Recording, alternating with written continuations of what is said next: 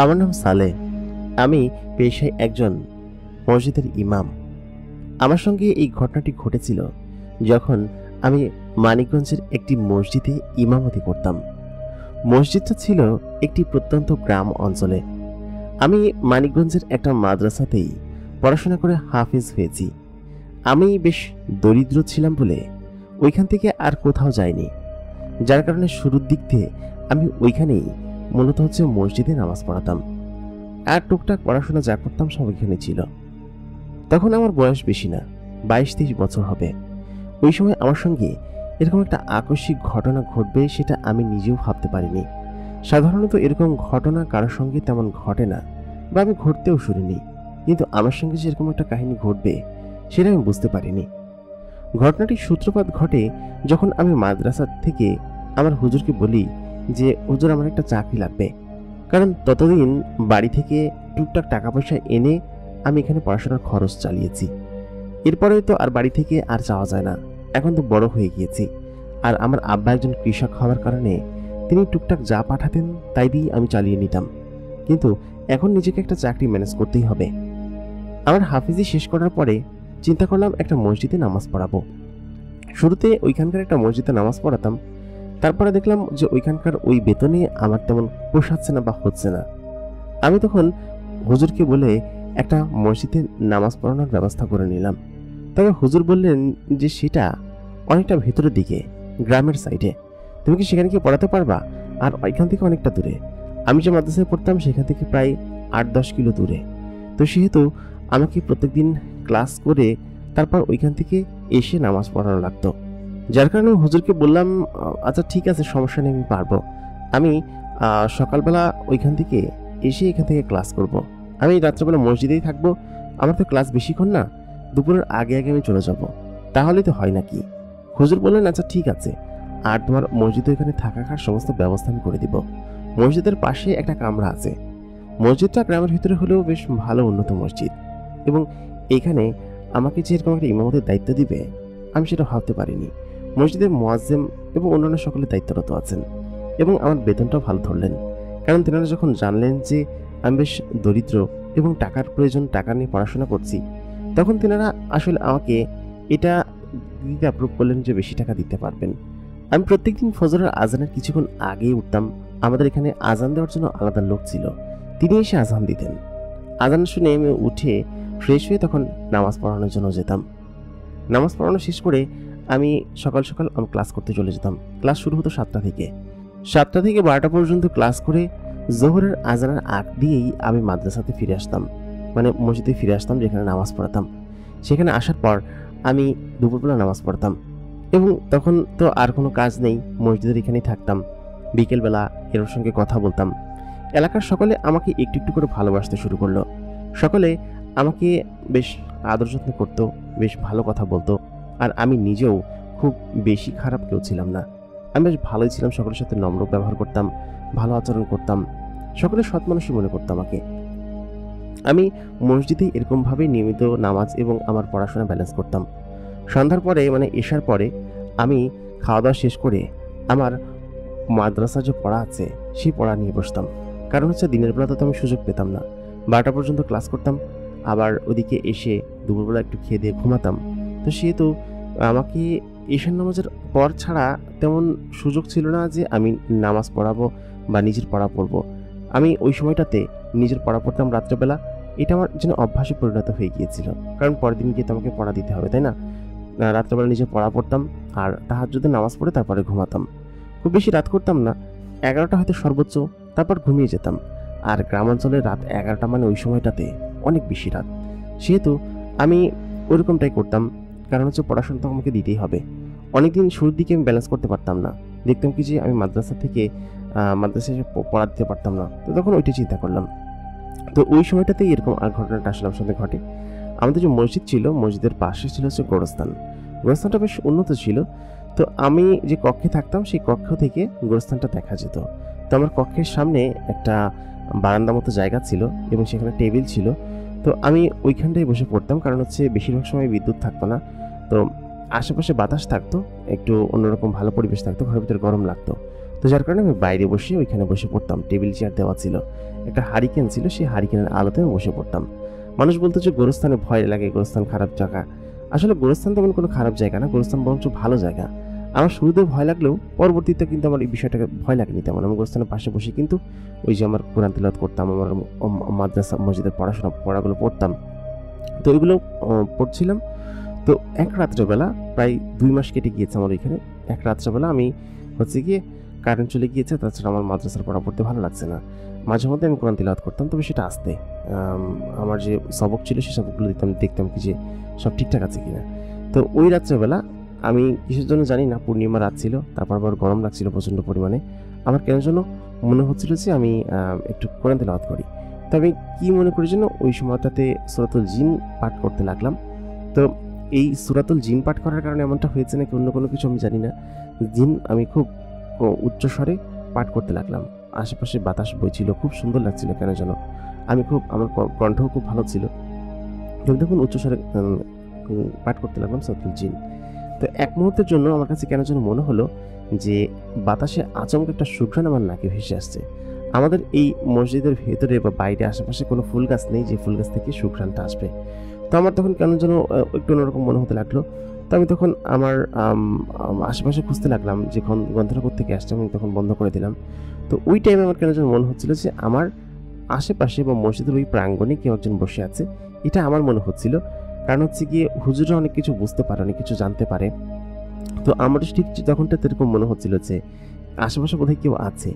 তো আমি তখন আচমকা ভয় পেয়ে বললাম কি এখানে, কিন্তু কেউ কোনো সাড়া দিচ্ছিল না। আমি তখন উঠে ঘরের ভিতরে চলে গেলাম আমার হারিকেনটা নিয়ে, কারণ তখন কিঞ্চিত ভয় লাগছিল। আমার কাছে সত্যি মনে হচ্ছিল যে কেউ একজন কারো উপস্থিতি এখানে আছে। তো আমি সেটা টের পেয়ে ঘরের ভিতরে চলে গেলাম। ঘরের ভিতরে গিয়ে আমার তো উজু করা থাকে, তো আমি গিয়ে নামাজে দাঁড়ালাম। তো নামাজে দাঁড়ানোর এক মুহূর্তে সেই ঘ্রাণটা আরও বেশি তীব্র হচ্ছিল, আর আমার দক্ষিণ সাইডের জানালাটা খোলা ছিল। তো সেই জানালা দিয়ে খুব ঠান্ডা বাতাস আসছিল ঘরের ভিতরে। এতক্ষণ কিন্তু গরম লাগছিল ঘরের ভিতরে, আমি ঘেমে যাচ্ছিলাম নামাজ পড়াকালীন সময়। তো ঠান্ডা বাতাস ঘরের ভিতরে প্রবেশ করছিল, এত ঠান্ডা বাতাস যেন মনে হচ্ছিল যে এসির মধ্যে ঠান্ডা বাতাস আছে, ঠিক সেরকম ঠান্ডা বাতাস ঘরের ভিতরে ঢুকছে। তাই আমি তো নামাজ পড়াকালীন সময় কোনো কিছু করতে পারছিলাম না। তো ওই টাইমটাতে মনে হচ্ছিল যে আমার ঘরের ভিতরে কেউ এসে বসে আছে, সেই সুঘ্রাণ, সেই ঠান্ডা হাওয়া। তো আমি নামাজ শেষ করে যখন আমি বাইরের দিকে তাকালাম, দেখলাম বাইরে এক ফোঁটা বাতাসও নেই, কিন্তু আমার ঘরের ভিতরে এরকম এসির মতো বাতাস ঢুকেছে এবং ঘরটা পুরো ঠান্ডা হয়ে গিয়েছে। আমি বেশ খানিকক্ষণ চিন্তা করে ভেবে না পেয়ে তখন দোয়া দুরুদ পড়ে মুখে ফু নিয়ে ঘুমিয়ে পড়লাম। তো পরের দিন ঠিক একইভাবে আমার ক্লাস, তারপর নামাজ সমস্ত কিছু ব্যালেন্স করলাম। এগুলো সম্পূর্ণ করার পরে তারপর আমি চলে আসলাম আমার নিজের কক্ষে। প্রতিদিনকার মতো তো পড়াশোনা করতে হবে আমাকে। তো আমি পড়াশোনা করার উদ্দেশ্যে ওই রাত্রেবেলা আবার পড়তে বসলাম। তখন রাত 10:30 বাজে, খাওয়া শেষ করে পড়তে বসেছি। তো 10:30 মানে গভীর রাত, কিন্তু প্রায় মধ্যরাতের কাছাকাছি। তো আমি তখন বসে পড়াশোনা করছি। তো ওই মুহূর্তে আমার যে হারিকেনটা ছিল, সেই হারিকেনটা টিপ টিপ করে জ্বলে আচমকা নিভে গেল। হারিকেনটার সাথে সাধারণত এরকমভাবে নেভার কথা না যদি তেল না থাকে।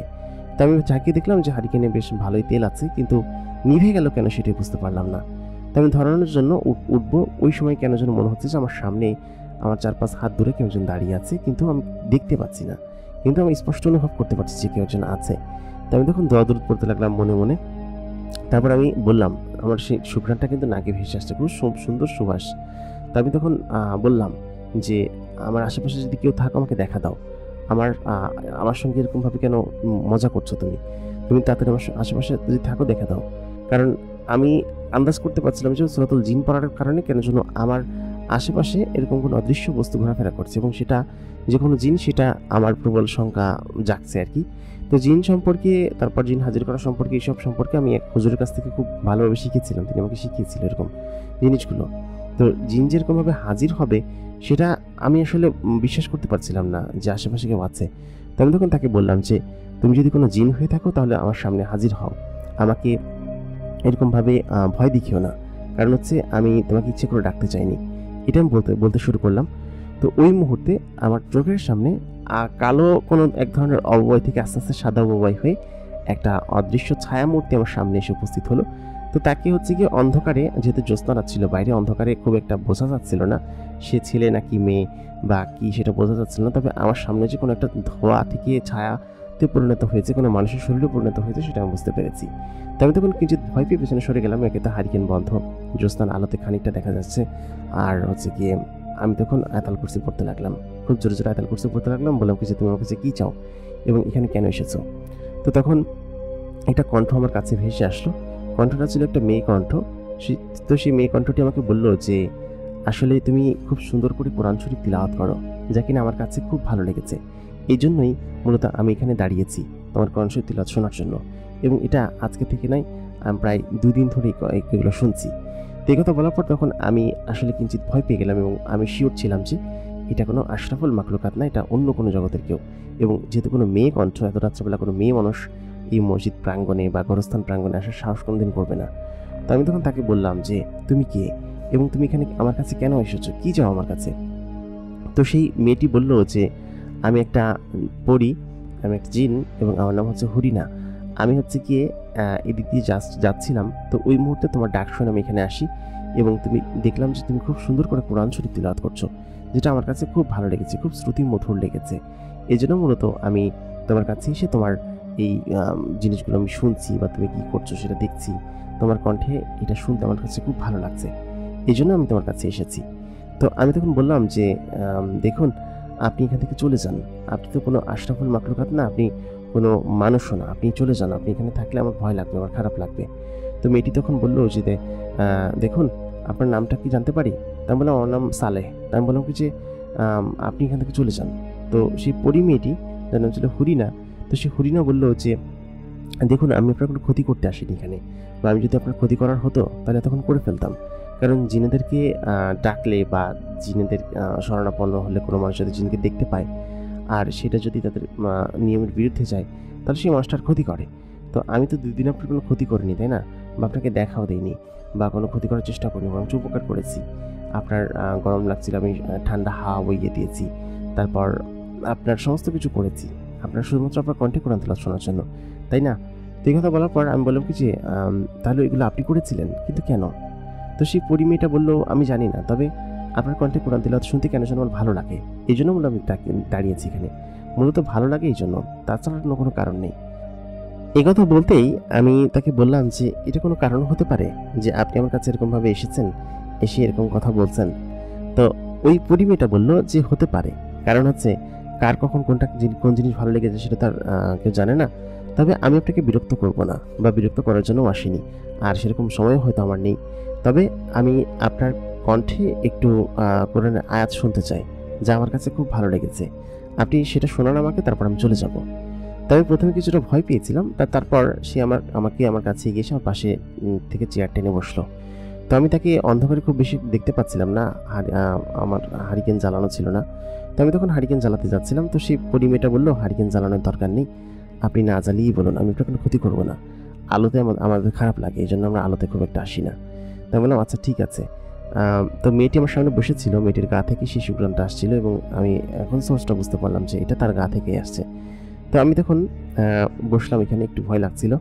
তো মেয়েটি আমার অপোজিট সাইডে বসেছিল, তার চুল দেখতে পাচ্ছিলাম, তার চেহারা খানিকটা দেখতে পাচ্ছিলাম এবং মনে হচ্ছিল যে আমার বয়সী বেশ সুন্দরী একটা মেয়ে এবং যুবতী একটা মেয়ে। তো সেই মেয়েটি আমার দিকে তাকিয়ে আছে। আমি তখন ভয়ে ভয়ে একটু কোরআন তেলাওয়াত করতে শুরু করলাম। তো সে আমাকে বললো যে ভয় পাওয়ার কোনো দরকার নেই, আমি আপনার কোনো ক্ষতি করব না, ঠিক আছে? ক্ষতি করা হলে তখন করে ফেলতাম, সে তো আপনি দয়া করে আমাকে শোনান। তো আমি তখন কণ্ঠ ছেড়ে দিয়ে তেলাওয়াত করতে শুরু করলাম। তো অনেকক্ষণ তেলাওয়াত করার পরে সে তখন মুগ্ধ হয়ে শুনছিল, আমাকে বলল যে মাশাআল্লাহ, কি সুন্দর কণ্ঠ আপনার, কি সুন্দর করে তেলাওয়াত করেন, আপনি কি করেন? তো আমি তখন বললাম যে আপনি জানেন না যে আমি কি করি? তো মেয়েটি বলল যে না, আমার তো জানার কথা না, আমি তো খোঁজ করিনি। তা আমি বললাম যে আমি হচ্ছে কি এই মসজিদে ইমামতি করি, নামাজ পড়াই, আমি একজন কোরআনের হাফেজ, আর হচ্ছে কি এখন পড়াশোনা করছি। এখান থেকে অনেকটা দূরে গিয়ে পড়াশোনা করি নিয়মিত, এখানে গিয়ে ক্লাস করি আর এখানে নামাজ পড়াই। আর রাত্রেবেলা হলে আমি আমার যে মাদ্রাসার পড়া আছে সেই পড়াগুলো এখানে শেষ করি।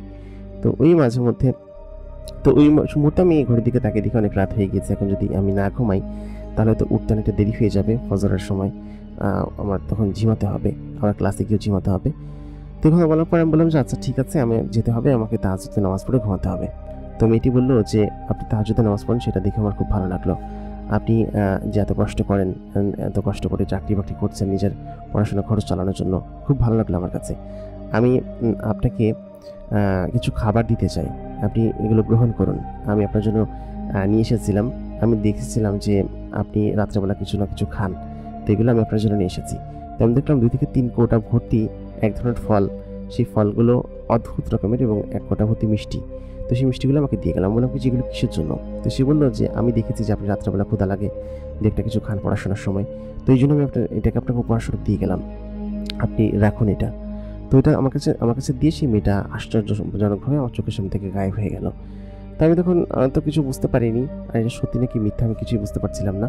তো আমি ভিতরে গেলাম, ভিতরে গিয়ে তাহাজ্জুদের নামাজটা শেষ করলাম। শেষ করে আমি লাইটটা জ্বালালাম। ততক্ষণে কারেন্ট চলে এসেছিল। তো লাইটটা জ্বালানোর পর আমি খেয়াল করলাম যে সত্যি যে 4টা বয়েম রাখা এবং সেই বয়েমের আকৃতি গঠন ভিন্ন। আমাদের এখানে এরকম বয়েম পাওয়া যায় না, কাঁচের বয়েম, এবং তা ভর্তি নানান ধরনের ফল, তারপর মিষ্টি, বিস্কুট জাতীয় খাবার এগুলো ভিতরে রাখা। তো এত সুস্বাদু ছিল সবগুলো খাবার। আমি খেতে শুরু করলাম 1টা 2টা নিয়ে। তো প্রত্যেকটা খাবারই অনেক বেশি সুস্বাদু ছিল। তো আমি খেতে শুরু করলাম। খাওয়া দাওয়া শেষ করে আমি পানি খেয়ে ঘুমিয়ে পড়লাম। তো পরের দিন থেকে আমার আবার নিয়মিত রুটিন চালু হয়। উঠে ফজরের নামাজ পড়ানো, তারপর আবার ওইদিকে ক্লাস করতে যাওয়া, এসে এরকম করেই সমস্ত সময় যায়। তো ওই দিনকে 9টা 9:30 বাজে, সকালে তো নামাজ পড়ে চলে গিয়েছে। খাওয়া দাওয়া শেষ করে আমি পড়তে বসেছি। তো ওই মুহূর্তে আমার নাকে আবার সেই সুঘ্রাণ ভেসে আসলো। তো আমি তখন টের পেয়ে গিয়েছি যে মেয়েটা আমার আশেপাশে আছে। তো আমি তখন বললাম যে আপনি আবার কেন আসলেন? আজকে আসলেন, আপনি বললেন না যে আপনি মাঝে মধ্যে আসেন? আর আজকে তো আমি পড়াশোনা কোনো কিছু শুরুই করিনি, আপনি যে এটা শুনে আসলেন? তো মেয়েটি তখন বলল যে আমি জানি না কেন, তবে আপনার এই কণ্ঠ এবং পড়ার রেশ কেন যেন আমার কানে বাজছে। তো আমি তখন মেয়েটিকে দেখতে পাচ্ছিলাম না, সে অদৃশ্য হয়েছিল। আসলে জিনপরীরা তো আর চাইলেই দেখা দেয় না। তো আমি তখন বললাম যে জিনপরীরা তো আর চাইলেই দেখা দেয় না, তাদের তো আর দেখা সম্ভব না, কিন্তু আপনি আমাকে কেন দেখা দিলেন? তো সে বলল যে ওই যে দেখাদের কারণ হচ্ছে গিয়ে আপনি খুব ভালো কোরআন তেলাওয়াত করেন, তাছাড়া আপনার কণ্ঠে কোরআন তেলাওয়াত শুনতে আমার কাছে খুব ভালো লাগে, আপনি যাই পড়েন না কেন আমার কাছে খুব ভালো লাগে। তো তখন মেয়েটি আমার পাশে দৃশ্যমান হয়ে বসলো। তো তাকে দেখা যাচ্ছিল না, কারণ তার পরনে এক ধরনের নাকাব জাতীয় পোশাক পরা ছিল, তার মুখে নাকাব টানা ছিল, কিন্তু তার চোখ দুটো দেখা যাচ্ছিল হারিকেনের আলোতে। তার চোখ দুটো মাশাআল্লাহ এত সুন্দর, আমি প্রথম দিকে তার চোখের দিকে তাকিয়ে চোখ নামিয়ে নিয়েছি, কারণ একজন চোখের দিকে তার বারবার তাকানো যায় না। তাদেরকে তাকিয়ে আমি চোখ নামিয়ে নিয়েছি। তো বেশ খানিকক্ষণ আমি সেখানে পড়ছিলাম। তো ও মেয়েটি বললো কি যে কী ব্যাপার, আমার দিকে তাকিয়ে আবার চোখ নামিয়ে নিলেন কিসের জন্য? আমি বললাম কি যে আপনার চোখ অনেক সুন্দর, তো এই জন্য আপনার চোখের দিকে তাকাতে পারছি না। আমি শুনেছি যে জিনেরা অনেক পরী মেয়েরা অনেক সুন্দরী হয়, কিন্তু আজকে প্রথমবার দেখলাম, এই জন্য একটু নার্ভাস লাগছে আমার। তো মেয়েটি তখন বলল যে পরীরা সুন্দর হয় সেটা আপনাকে কে বলেছে? আমি বললাম কি যে আমার এক হুজুর বলেছিল, সেই হুজুরের সঙ্গে নাকি জিন পরীরা থাকতো, তিনি আমাকে বলেছিলেন। তো তিনি আমাকে বলেছেন যে পরীরা নাকি অনেক সুন্দর হয় এবং মানুষের থেকে অনেক বেশি সুন্দর হয়, এবং সেটা আপনার দেখে আমি বুঝতে পেরেছি। আপনার চোখ এত সুন্দর, তাহলে আপনার চেহারা কত সুন্দর হবে। তো সেই পরী মেয়েটা মানে হচ্ছে হরিণা বলল যে আমাকে তাহলে দেখতে চাও তুমি? তো উনি আপনি থেকে তুমিতে চলে আসলো 2 দিনের মাথায়। তাই বললাম কি যে না থাক, আপনি যেহেতু পর্দা করছেন, আপনাকে দেখতে যাওয়া আসলে আমার ঠিক হবে না, আপনি একজন পর্দাশীল নারী। তো ও তখন বলল যে না, আমি আসলে এমনিতেই নাকাব দিয়ে মুখ ঢেকে রেখেছি। ঠিক আছে, আপনি যেহেতু হুজুর মানুষ, পর্দা করেন, চোখের পর্দা, সেহেতু থাক, নাকাবটা থাক। তাই বললাম যে আচ্ছা ঠিক আছে, এটা ঠিক বলেছেন। তো বেশ খানিকক্ষণ পর আমার পড়া শেষ করলাম। পড়া শেষ করার পরে আমি তখন তাকে বললাম যে আপনি কী জন্য এখানে বসে আছেন, আমি তো বুঝতে পারছি না। তো তখন মেয়েটি আমাকে বলল যে আচ্ছা, কালকে যে খাবারগুলো দিয়েছিলাম সেগুলো কি ভালো ছিল? ভালো লেগেছে আপনার কাছে? তাই বললাম যে জি ভালো, খুব ভালো খাবার, কিন্তু আপনি আমার জন্য খাবার দিতে গেলেন কিসের জন্য? তখন হরিণা মানে মেয়েটি বলল, পরী মেয়েটি, যে এমনি ভালো লাগলো তাই আপনার জন্য খাবারগুলো নিয়ে আসলাম। কই আপনি তো আমাকে গজল গিয়ে শোনাচ্ছেন না, কোরআন তেলাওয়াত করে শোনাচ্ছেন না। তাই বললাম কি যে আচ্ছা ঠিক আছে, শোনাচ্ছি, আপনি বসুন। তো মেয়েটির চেহারার দিকে আমি তাকাতে পারছিলাম না, তার যে মশারির মতো একটা আমার নাকাব পড়েছিল, সেই মশারির মতো নাকাব দিয়ে তার চেহারা স্পষ্ট বোঝা যাচ্ছিল। সে যে যেরকম গঠন, সেই গঠন স্পষ্ট বোঝা যাচ্ছিল, কিন্তু চেহারা ঠিকঠাক মতো দেখা যাচ্ছিল না। তো আমি তখন তার দিকে তাকিয়ে বারবার গান গাচ্ছিলাম এবং চোখ সরিয়ে নিচ্ছিলাম। তো খুব সুন্দর করে একটা গজল শেষ করার পর সে হাতে তালি দিয়ে বলল কি যে মাশাআল্লাহ, কি সুন্দর কণ্ঠ, এই কণ্ঠ শুনতে তো খুব ভালো লাগে, কি না চাইবে এই কণ্ঠ শুনতে। তো তারপর সে আমাকে বলল যে আচ্ছা ঠিক আছে, সালে তুমি থাকো, আমি তাহলে যাই এখান থেকে, হ্যাঁ, আমি আবার অন্য কোনো দিন আসবো। তো কেন জানি না পরিটার প্রতি আমার একটা অন্যরকম টান চলে আসছিল, অন্যরকম ভালো লাগা চলে আসছিল যে সে এখানে এরকমভাবে প্রতিদিন আসছে। তার চোখ আমি দেখেছি এবং তার কণ্ঠ খুব সুন্দর। শুধুমাত্র আজ আমার কণ্ঠ সুন্দর তা না, তার কণ্ঠ খুব সুন্দর, অমায়িক কণ্ঠ। তো তাকে দেখে আমার, তার চোখ দেখে কেন যেন তার প্রতি একটা অন্যরকম মায়া এবং টান আসতে শুরু করলো আমার। সেটা কেন এসেছে আমি জানি না। তো ও পরের দিন আসবে না আসবে সেটা নিয়ে আমি চিন্তা করতে শুরু করলাম যে মানে ওর সঙ্গে আমার ভালো লাগতে শুরু করলো। কারণ আমি তো মাদ্রাসা থাকাকালীন সময় কোনো মেয়ের সঙ্গে প্রেমও করিনি, কারোর সঙ্গে মিশিও নি, কারোর সঙ্গে কথাও বলিনি। তো সেইখানে একটা মেয়ে, এরকম সুন্দরী একটা মেয়ে, তাকে দেখেই বোঝা যাচ্ছে সুন্দরী, সে যদি আমার কাছে এসে আমার পাশে বসে আমার পড়াকালীন সময় থাকে, গল্পগুজব করে, তো তার প্রতি একটা অন্যরকম টান তো মায়া তো আমার আসবেই, কাজ করবেই। তো সেটা স্বাভাবিক বিষয়। তো আমি ঠিক সেরকমটাই চিন্তা করতে লাগলাম যে তার প্রতি একটা টান মায়া আমার কেন যেন 3-4 দিনের কথাই চলে এসেছে। আমি এটা কেন জানি না, হয়তো আমি কখনো প্রেম করিনি সেই জন্য হতে পারে। তো আমি সারাদিন ক্লাসে বসে ওর কথাই ভাবছিলাম। তো দিন ক্লাসে যাওয়ার পর একটু অন্যমনস্ক হয়ে গিয়েছি। তো হুজুর বলছে যে, কিরে সালে, তুই এরকমভাবে অন্যমনস্ক কিসের জন্য? তোর সমস্যা কি? ক্লাসে তো তুই সবসময় অ্যাক্টিভ থাকিস, পড়াশোনা দিস, তো আজকে তোর কোনো ভাজ নেই, তুই পিছনে গিয়ে বসেছিস। তাই বললাম কিছু, হুজুর আসলে আমার শরীরটা খারাপ তো এই জন্য। তো হুজুর কিছু বললেন না। আসলে তো শরীর খারাপ না, আসলে মূলত হচ্ছে কি আমার ওই পরী মেয়েটার কথা বারবার মনে হচ্ছে, হরিণের কথা মনে হচ্ছে আমার বারবার। ও আমি কেন ওর কথা মনে হচ্ছে সেটা আমি বুঝতে পারছিলাম না। তো ওই দিন মাদ্রাসা থেকে মসজিদে আসার পর ঈশান নামাজ পড়িয়ে যখন রুমের ভিতরে যাব, রুমের ভিতরে গিয়ে খাওয়া দাওয়া করবো, তো আমি রুমের ভিতরে গিয়ে দেখি কি যে আমাকে যে খাবারগুলো দিয়ে যায় টিফিন ক্যারিয়ার, সেই টিফিন ক্যারিয়ার ভর্তি খাবার আছেই, পাশাপাশি আমার টেবিলের উপর আরও বেশ কিছু সুস্বাদু খাবার রাখা, যেগুলো থেকে ধোঁয়া বের হচ্ছে, গরম গরম একদম খাবার, ধোঁয়া বের হচ্ছে। তো আমি বুঝতে পারছি না যে এই জিনিসগুলো কি এখানে রেখে গেল। তো আমি তখন একটু আন্দাজ করতে পারলাম যে হরিণা যেহেতু আমাকে খাবার দিয়ে যায়, খাবার দিয়ে গেছে বয়ম ভর্তি, তাহলে এগুলো দিতেও তো সে পারে নাকি, অন্য কেউ তার দিয়ে যাবে না। তো আমি টেবিলের পর থেকে সেই জিনিসগুলো সরিয়ে খুব সুন্দরভাবে গুছিয়ে বললাম কি যে, হরিণা তুমি কি খাবারগুলো দিয়ে গিয়েছো? তো হরিণা তখন সেখানে ছিল না, তাও আমি বলছিলাম, কারণ সে আসলে আমি টের পাই, তার শরীরের ঘ্রাণ টের পাই। তো হরিণা তখন ওইখানে ছিল কিনা জানি না, আমি তখন বলতে লাগলাম যে তোমাকে ধন্যবাদ, তুমি যদি খাবারগুলো দিয়ে যাও। তো আমি দেখলাম সেখানে বেশ ভালো ভালো খাবার ছিল, মাংসের আইটেম ছিল বেশ কিছু, মিষ্টি ছিল, ফল ছিল, তারপরে আরও অদ্ভুত জাতীয় খাবার ছিল যা আমি কখনো খাইনি, সবজি জাতীয় খাবার ছিল। তো আমি সেগুলো খেতে শুরু করলাম, তো খুবই সুস্বাদু ছিল। তো একসাথে তো এত খাবার খাওয়া যায় না। আমাকে যে খাবারগুলো বাড়ি থেকে দিয়ে গিয়েছিল, এখানে মসজিদের ইমামের খাবার বাড়ি থেকে দিয়ে যায়, তো সেই খাবারগুলো আমি অল্প খেলাম, আর হরিণার দেওয়া খাবার সমস্ত কিছু খেলাম। তো আমার কাছে এত তৃপ্তি করে খাওয়া এর আগে কোনোদিন খাইছি কিনা জানি না, তবে অনেক তৃপ্তিযুক্ত খাবার ছিল, সেগুলো আমি খেতে শুরু করলাম। তো এক পর্যায়ে আমি খাওয়া দাওয়া শেষ করে আমার পড়ার টেবিলের সমস্ত কিছু নিয়ে বসলাম। তো ওই দিন বিদ্যুৎ ছিল। তো ওই মুহূর্তে আচমকা আমি সেই ঘ্রাণটা পেতে শুরু করলাম আবার, এবং আমি জানতাম যে হরিণা এসেছে। তো আমি তখন বললাম যে, হরিণা আপনি এসেছেন? তো তখন সে আমাকে বললো যে, একটু আগে খাওয়ার সময় যে আমাকে তুমি করে বললে, তাহলে এখন আপনি করে কেন? আমাকে তুমি করে বলতে পারো, আমরা প্রায় একই বয়সী। তো আমি বললাম কি যে, একটু আগে খাওয়ার সময় তুমি ছিলে এখানে এবং শুনেছো আমাদের সমস্ত কথা? তো তখন বললো যে, হ্যাঁ আমি সমস্ত কিছু শুনেছি, এবং আমি এখানেই তোমার সঙ্গে এতক্ষণ বসেই ছিলাম, তুমি কি তৃপ্তি করে খাচ্ছিলে সেটা দেখছিলাম। তাহলে খাবারগুলো তুমি দিয়ে গেছো তাই না? ও বললো যে, হ্যাঁ আমি দিয়ে গিয়েছি, আসলে অনেকদিন থেকে চাইছিলাম যে তোমাকে একদিন খাওয়াবো আমি। তো সেরকমভাবেই আমি নিজে আমাদের এখান থেকে রান্না করে তোমার জন্য নিয়ে আসলাম। আর আমাদের এখানকার খাবার তো তোমরা খেতে পারবো কিনা জানি না, একটু ভিন্ন প্রকৃতির ভাবে, তোমরা যেরকমভাবে খাও সেরকমভাবে রান্না করে আমি নিয়ে আসছি। তাহলে তুমি রান্না করেছো এগুলো? তো বললো কি যে, হ্যাঁ আমি রান্না করেছি এবং আমি তোমার জন্য নিয়ে এসেছি। তো এটা শুনে আমার ওর প্রতি আরও প্রেম ভালোবাসা জাগ্রত হতে শুরু করলো। এটা আস্তে আস্তে হয়েছে, একবারে হয়নি। তো তখন আমার সামনে বসে আমাকে বললো যে, আজকে লাইট সব বন্ধ করে আজকে তুমি আমাকে একটা অন্য কিছু শোনাবা, একটা গান টান শোনাবা, অন্য কোনো কিছু। তো আমি তো গান টান সাধারণত গাই না, তবে গান আমার খুব ভালো লাগে, ফেভারিট লাগে, আর আমার গানের গলা খুব সুন্দর। তো আমি তখন বললাম আচ্ছা ঠিক আছে। তো তারপর আমি বললাম যে, আজকে তোমাকে আমার দেখতে ইচ্ছে হচ্ছে, তোমাকে দেখে তারপর আমি গান শুরু করবো। ও বললো কি যে, না আমাকে দেখা লাগবে না। তো ওই মুহূর্তে আমি হচ্ছে গিয়ে তখন লাইটটা বন্ধ করে দিলাম, দিয়ে আমি গান শুরু করলাম। তো 2টা গান গাওয়ার পরে ও বারবার খুব হাতে তাল দিচ্ছিল, খুব মজা লাগছিল ওর কাছে। তো এক পর্যায়ে আমি খেয়াল করলাম যে ওর মুখের মেকআপটা সরিয়েছে, আমাকে দেখা দেওয়ার জন্য নাকি অন্য কোনো কিছুর জন্য আমি জানি না, তবে লাইট বন্ধ ছিল বলে ওর মুখের মেকআপ সরানোর পরও চেহারা দেখা যাচ্ছিল না।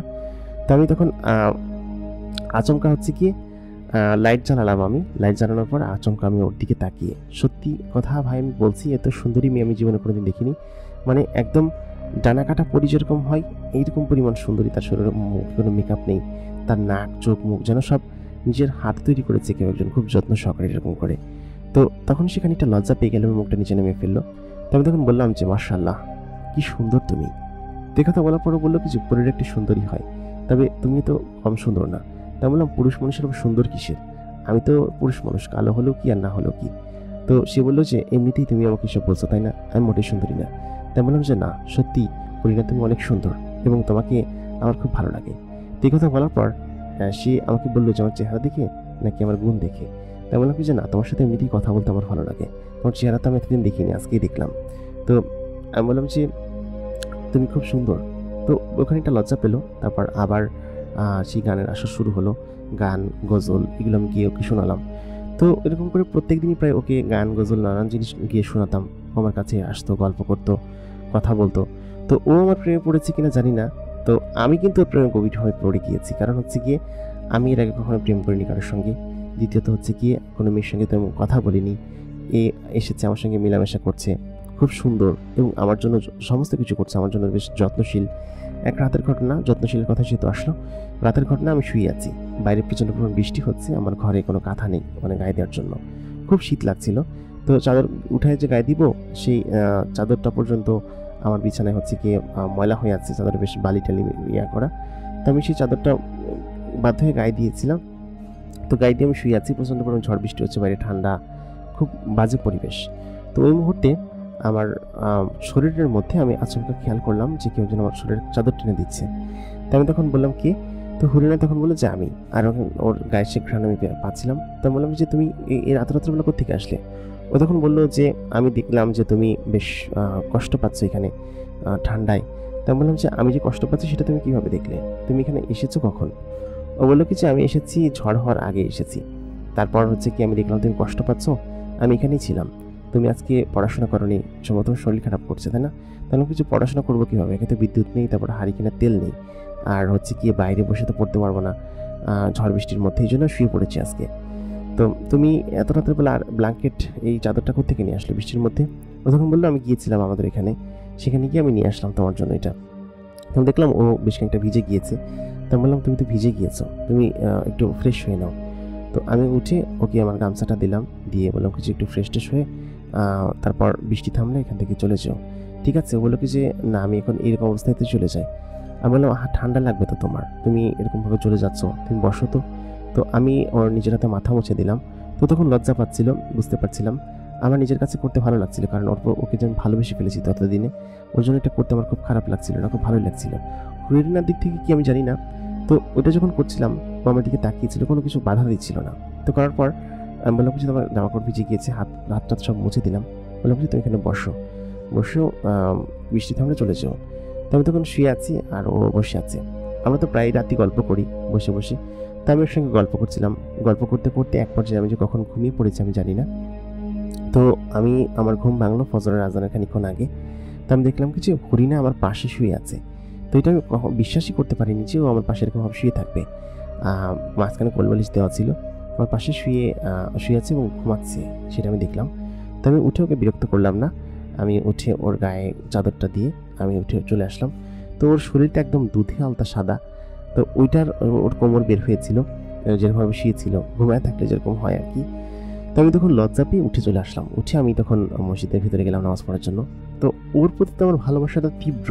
আমি বেশ কয়েক মাস ধরে দেখছি যে আমার কাছে আসছে, আমার সঙ্গে গল্প করছে, আমাকে নানানভাবে ইমপ্রেস করার চেষ্টা করেছে, আমি নিজেই ওকে ইমপ্রেস করার চেষ্টা করেছি, গল্প গুজব করেছি। তো সব মিলিয়ে ওর প্রতি একটা অন্যরকম টান আমার মনের মধ্যে চলে এসেছে, আমি কিছু ভালোবেসে ফেলেছি তীব্রভাবে, সেটা আমি খুব ভালোভাবে পর্যবেক্ষণ করতে পারছিলাম। তো আমি মসজিদে নামাজ পড়ে খুব দ্রুত হচ্ছে কি বাসায় রুমের ভিতরে ফিরে আসি। ফিরে এসে দেখি কিছু হরিণা রুমের ভিতরে নেই, ও চলে গিয়েছে, কারণ ও ফজরের আজানের পরপরই হচ্ছে গিয়ে ও চলে যায়। এটা আমাকে বলেছে যে ও দিনের বেলাতে থাকে না এবং দিনের আলো সহ্য করতে পারে না, এটা আমাকে বলেছে। তো আমি বললাম যে আচ্ছা ঠিক আছে, গিয়েছে যেহেতু। তো আমার এত খুশি লাগতে লাগলো মনের ভিতরে, কারণ মনের মানুষ যখন আসলে সে তো মানুষ না, মনের পরি বলতে হবে এটা।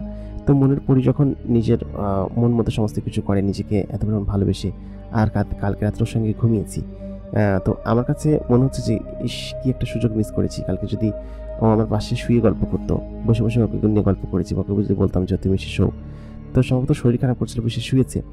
তো পরের দিন যখন ও আসলো আমার কাছে, তো আমি বললাম কি যে তুমি কালকে আমার সঙ্গে শুয়েছিলে? তো বললো কি যে হ্যাঁ, রাত্রে খারাপ লাগছিল শরীরের জন্য শুয়েছিলাম, তুমি কিছু মনে করোনি তো? তা বললাম যে না, মনে করার কি আছে, আর তুমি মাঝখানতে কোলবালিশ ছিল, সমস্যা নেই। তো তখন খানিকটা লজ্জা পেলো, বললো কিছু কোলবালিশ না থাকলেও কি, আমি তোমাকে জড়িয়ে ধরে ঘুমাতাম। তো এই কথা বলতে আমি খানিকটা লজ্জা পেলাম, বললাম কিছু জড়িয়ে ধরে কেন, আমাকে জড়িয়ে ধরে কেন ঘুমাবে? তো তখন বললো যে কেন, তোমাকে জড়িয়ে ধরে ঘুমাতে পারি না আমি? তোমাকে আমার খুব ভালো লাগে। তুমি এই কথা বলার পর আমি তখন আমার বুকের হার্টবিট বাড়তে শুরু করলো এবং প্রচণ্ড জোরে হার্টবিট করছিল। তো আমি তখন বললাম ভালো লাগে মানে? হরিণা তখন বললো যে সালে, আসলে আমি তোমার সঙ্গে কথা বলতে বলতে তোমার সাথে মিশতে মিশতে যে কখন তোমাকে ভালোবেসে ফেলেছি আমি জানি না। গতকালকে রাত্রে আমি উপলব্ধি করতে পেরেছি বেশি করে। এর আগে তো তোমাকে মিস করতাম খুব বেশি, তোমার সঙ্গে দেখা করতে আসতে না পারলে খারাপ লাগতো, কিন্তু গত রাতে যখন তুমি ঘুমিয়েছিলে তোমাকে কেন যেন বারবার চুমু খেতে ইচ্ছে হচ্ছিল। আমি তোমার মুখে অনেকগুলো চুমু খেয়েছি, ঠোঁটে চুমু খেয়েছি। তো এটা আমি বলতাম না তোমাকে, কিন্তু তুমি যখন বললে যে কি হতো, এটা শুনে আমার কাছে খুব বলেছে, মনে হয়েছে যে তোমাকে বলে দেওয়া উচিত বা তুমি আমাকে ভালোবাসো না, সত্যি না? তা আমি বললাম কি যে জি, আমি তোমাকে ভালোবাসি। আমাকে জড়িয়ে ধরে বললো কি যে আমি তোমাকে ভালোবাসি সালে, তুমি বেশ ভালো একজন মানুষ, এই গুণগুলোর জন্যই তোমাকে ভালোবাসা চাই এবং এই জন্যই আমি তোমাকে এত বেশি ভালোবেসে ফেলেছি। তুমি বেশ সৎ নিষ্ঠাবান মানুষ, তোমার কণ্ঠ বেশ সুন্দর, তোমার ব্যক্তিত্ব সুন্দর, এইসব কারণে আমি তোমাকে মূলত ভালোবেসে ফেলেছি, আর কোনো কিছু না। বুঝতে পেরেছো? তো আমি তখন বললাম যে আমি তো তোমাকে ভালোবেসে ফেলেছি, তুমি খুব ভালো একটা পরী এবং অন্যান্য সকলের থেকে আলাদা, এই জন্য মূলত আমার তোমাকে বেশ ভালো লেগেছে। তো কখন কখন যে ভালোবেসে ফেলেছি সেটা আমি জানি না বা বলতেও পারবো না। তো এই কথা বলতেই ও আমাকে জড়িয়ে ধরে, আমার হাত ধরে আমার ঠোঁটকে ওর ঠোঁটের কাছাকাছি নিয়ে আমাকে চুমু খেতে লাগলো। এত তীব্রভাবে চুমু খাচ্ছিল যে আমি কিন্তু জীবনে কোনোদিন কাউকে চুমু খাইনি এরকমভাবে। তো ও আমাকে জড়িয়ে ধরে এরকম চুমু খাচ্ছিল, ওর শরীরের সঙ্গে ওর শরীর মিশেছিল। তো আমার এত ভালো লাগছিল, ওর কোমরে হাত দিলাম, তখন আমি হাত দিয়ে তখন ওর ঠোঁটের সঙ্গে ঠোঁট রেখে আমি চুমু খাচ্ছিলাম। তো প্রায় 1-2 মিনিট ধরে ও আমাকে চুমু খেলো এবং আমি চুমু খেতে লাগলাম। আসলে এরকম সিচুয়েশন আমার জীবনে কখনো আসেনি যে কাউকে আমি এরকমভাবে চুমু খেয়েছি জড়িয়ে ধরে। তো তারপর ও আমাকে পাশে বসালো, বসিয়ে বললো কি যে আজকে আমার খুব আনন্দ লাগছে, খুব খুশি লাগছে। তো আমি ওকে বললাম যে আমার খুব খুশি লাগছে এবং খুব আনন্দ লাগছে। তারপর ও আমাকে ওর কোলের উপর মাথা রেখে শুতে বললো, তো আমি ওর কোলের উপর মাথা রেখে শুলাম। ওর সঙ্গে কোলের উপর মাথা রেখে আমি গল্প করতে লাগলাম। তো আমার এত ভালো লাগছিল ওর সঙ্গে এগুলো করতে, আমি বলে বোঝাতে পারবো না, কারণ ওই প্রেমের সম্পর্ক কিরকম ভালো হয় সেটা তো আপনারা সকলেই জানেন। ভালোবাসার অনুভূতিটা হয় অন্যরকম। তো আমার সাথে সেরকম হতে শুরু করলো যে সেই ভালোবাসার অনুভূতিটা আমি তীব্রভাবে পেতে শুরু করলাম। তো প্রত্যেকদিন আমার কাছে এরকমভাবে আসতে শুরু করলো, আমার জন্য নানান জিনিসপত্র নিয়ে আসতো, জামা কাপড় নিয়ে আসতো, তারপর আমার জন্য খাবার নিয়ে আসতো প্রায় দিন রাত্রেবেলা আসার সময়। আর তো রাত্রে ছাড়া আসতো না। তো যখন আসতো রাত্রেবেলা, আমি এসে নামাজ পড়ে খেয়ে দিয়ে আমার নিজের রুমে অপেক্ষা করতাম ওর জন্য, ও কখন আসবে। তো ও তখন আমার রুমে আসলো। আসার পর আমি ওকে হচ্ছে গিয়ে ওর কোলে শুয়ে কোলে মাথা রেখে গল্প করতাম। ও আমাকে খাইয়ে দিত, তারপর ও আমাকে ওদের ওখানকার কথা বলতো, ওদের ওখানকার দেখতে কেমন সমস্ত কিছু বলতো। তো এরকম এক মুহূর্তে একদিন রাত্রেবেলা, সেদিনকেও ঝড় হচ্ছিল। তো ওই দিনকে রাত্রেবেলা তো আর যেতে পারবে না, এমনিতে রাত্রেবেলা যেত না, 2টা-3টার পর যেত। তো যখন আমার জীবনে আসলো, ওই জীবনে আসার পর থেকেই কেন যেন আমার পড়াশোনার সমস্ত কিছু লাটে উঠলো, পড়াশোনা ঠিকঠাক মতো করতাম না। আর পরবর্তীতে হচ্ছে কি আমি তাহাজ্জুদের নামাজ পড়াটা বাদ দিলাম আর কি। রাত্রেবেলা ওর সঙ্গে গল্প করতাম আর এগুলোই করতাম, গল্প গুজব করতাম, প্রেম করতাম, আড্ডা দিতাম, সমস্ত কিছু রাত্রেবেলা ওর সঙ্গে রাত জেগে করতাম। তো এগুলো করতে করতে আমার সমস্ত কিছু মিস হয়ে গেল এবং ক্লাসে পড়াশোনাও ঠিকঠাক মতো দিতাম না। এমন দেখা যেত কি যে ফজরের আজান দেওয়ার পর নামাজ পড়াতে অনেকদিন ডিলে হতো, দেরি করে আমি যেতাম। অনেক সময় আমার মোয়াজ্জেম ডেকে তুলতো যে হুজুর ঘুমাচ্ছেন নাকি, তো আমি ঘুমিয়ে পড়তাম। ওই যে 2টা-2:30টার দিকে ঘুমাতাম, ঘুমিয়ে আবার ফজরের আজানের পর উঠতাম। তো অনেক সময় উঠতে পারতাম না, তো আমাকে ডেকে নিয়ে যেত। এরকম করে আমার ওর সাথে প্রেম ছিল, পীড়িত ছিল। আমি ক্লাস করতে যেতাম না, প্রায় সপ্তাহে 3-4 দিন আমি ক্লাস করতে যেতাম না। তো হুজুর আমাকে বললো যে কী ব্যাপার, তুই হঠাৎ এরকম চেঞ্জ হয়ে গেলি কিসের জন্য, ক্লাস করাচ্ছিস না, কোনো কিছু করাচ্ছিস না, সমস্ত কিছু ওলটপালট হয়ে গিয়েছে, আগে তো এরকম ছিলি না। তেমন কিছু হুজুর, শরীরটা খারাপ যাচ্ছে তো কিছুদিন ধরে। তো আমি তখন মিথ্যা কথা বলতে লাগলাম তাদের সবাইকে। তো সবাই তখন আমাকে এরকমভাবে ট্রিট করতে লাগলো। তো ওই দিন ছিল ঝড়ের রাত, ও পরিমেয়টা আমার কাছে আসলো।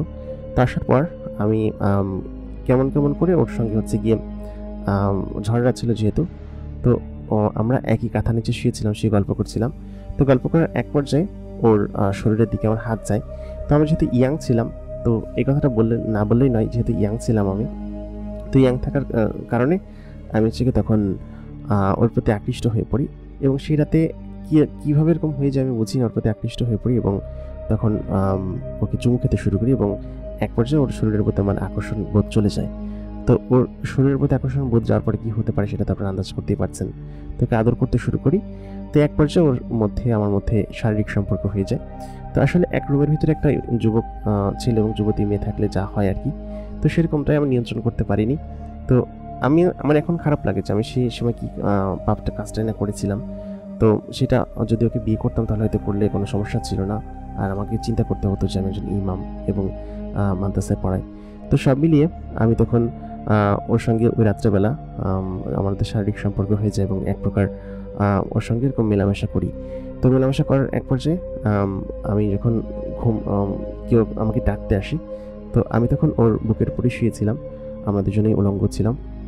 তো তখন হচ্ছে কি আমাকে বাইরে থেকে ডাকছে, তখন ফজরের আজান দিয়ে দিয়েছে।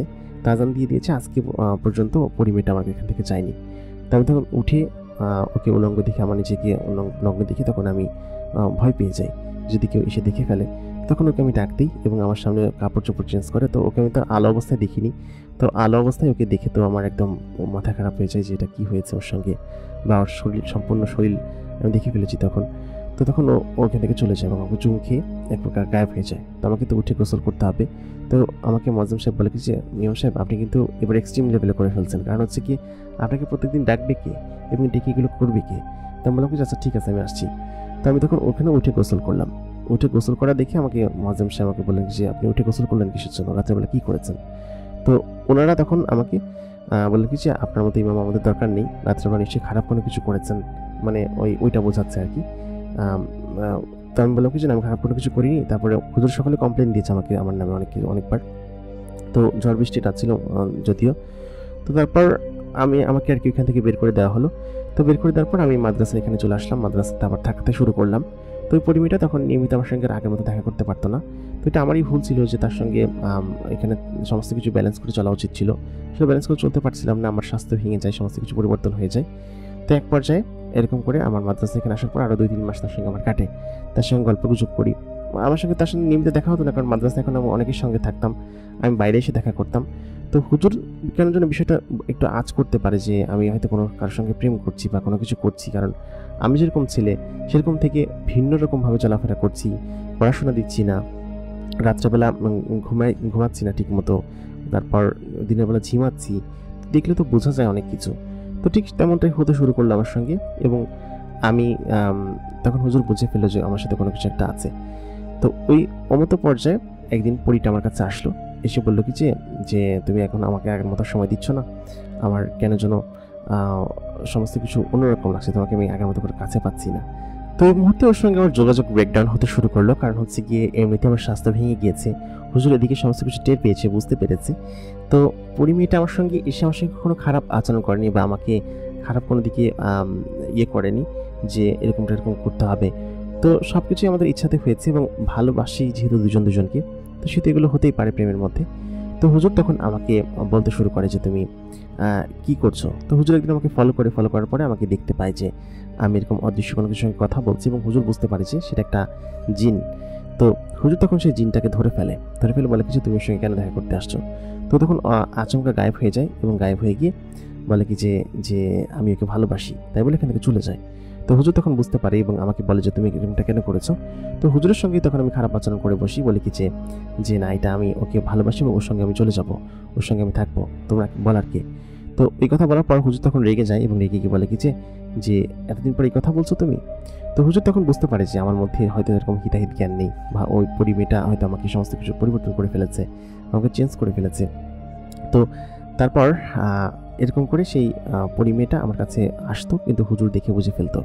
তো এক পর্যায়ে এক রাত্রেবেলা হুজুর সে তাকে আটকায়। তো আটকানোর পরে সে হচ্ছে গিয়ে বলে কি যে তুই ওকে ছেড়ে চলে যা, না হলে কিন্তু তোর ক্ষতি হবে। তো পরিমেয়টা তখন বললো যে ক্ষতি হবে মানে? আমি তো বুঝতে পারলাম না, আমি ওকে ভালোবাসি, আমি ওর সঙ্গে থাকবো এবং ওকে সাথে করে নিয়ে যাবো আমাদের এখানে।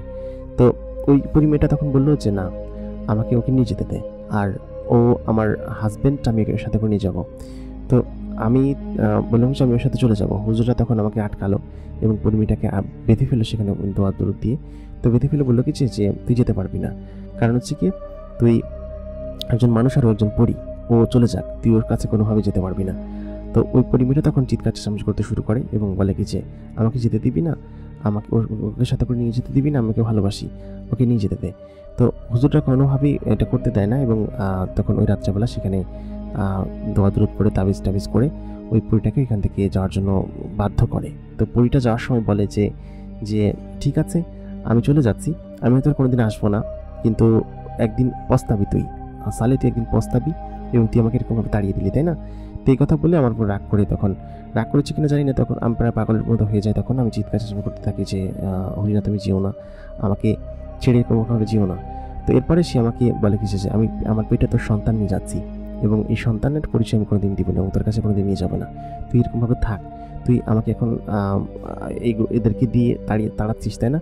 এই ছিল হচ্ছে তোর মনে। তো এই কথা বলার পর সে তার পেটে হাত দেয় এবং বলে কি যে তোর সন্তান আমার পেটে রয়েছে। এই কথা বলার পর সেখান থেকে গায়েব হয়ে যায়। তো গায়েব হয়ে যাওয়ার পর এরপরে আর সে এখানে আসেনি, সম্ভবত ওই হুজুরদের চাপেই গায়েব হয়ে যায় এবং হুজুর আমার ভালোর জন্য হয়তো এরকমটা করেছিল, কারণ হচ্ছে জিন, সে একটা আশরাফুল মাখলুকাত না, একটা জিন, সে অন্য কোনো জগতের কেউ। তো আমাকে নিয়ে গেলে হয়তো সেখানে ভালো থাকতাম না, হুজুর আমাকে সেটা বুঝিয়েছে পরবর্তীতে, কিন্তু আমি বুঝতে চাইনি। দুদিনের পরে আমি প্রায় পাগলের মতো হয়ে গিয়েছিলাম, আমার বাবা মা আমাকে এসে নিয়ে গিয়েছিল। তো অনেকদিন আমার সুস্থ হতে সময় লেগেছিল, অনেকদিন পর্যন্ত আমি প্রায় এরকম পড়ে থাকতাম। তো যাক পরবর্তীতে আমি ঠিক হয়েছিলাম, সুস্থ হয়েছিলাম এবং তার 1 বছর পরে আমাকে বিয়ে দিয়ে দেয়, কারণ হচ্ছে হুজুর বলেছিল যে ওকে বিয়ে দিয়ে দাও তাহলে ঠিক হয়ে যাবে। তো তারপর আমি বিয়ে করি এবং বিয়ে করার পরে এখনও মাঝে মধ্যে হরিণার কথা মনে পড়ে এবং আমার সেই সন্তানের কথা মনে পড়লে খুব কষ্ট লাগে এবং ও মূলত ওই কারণেই হয়তো আমাকে এরকম অভিশাপ দিয়ে চলে গিয়েছে যে এই সন্তান কোনোদিন তোর কাছে আসবে না এবং এই কষ্টটা হয়তো আমার মনের মধ্যে সারা জীবন থেকে যাবে। আমি জানি না যে ও কোনোদিন আমার কাছে ফিরে আসবে কিনা, তবে আমার ওর জন্য খুব খারাপ লাগে, ওর জন্য খুব কষ্ট লাগে যে ও যদি আসতো আমার কাছে তাহলে হয়তো খুব ভালো লাগতো। তো এই ছিল হচ্ছে আমার জীবনের ঘটনা। আশা করি আপনাদের কাছে ভালো লেগেছে। প্রিয় দর্শক, আমাদের আজকের ঘটনা আপনাদের কাছে কেমন লাগলো কমেন্ট করে জানাতে ভুলবেন না। এতক্ষণ কন্টেন্ট আছে ইমরান আপনাদের সঙ্গে ছিলাম এবং আপনারা শুনলেন আমাদের আজকের গল্প। আপনার কাছে যদি কোনো ঘটনা থাকে আমাদেরকে লিখে জানাতে পারেন, আমাদের ইমেল অ্যাড্রেস এবং ফেসবুক পেজের ঠিকানা ভিডিও ডিসক্রিপশনে পেয়ে যাবেন।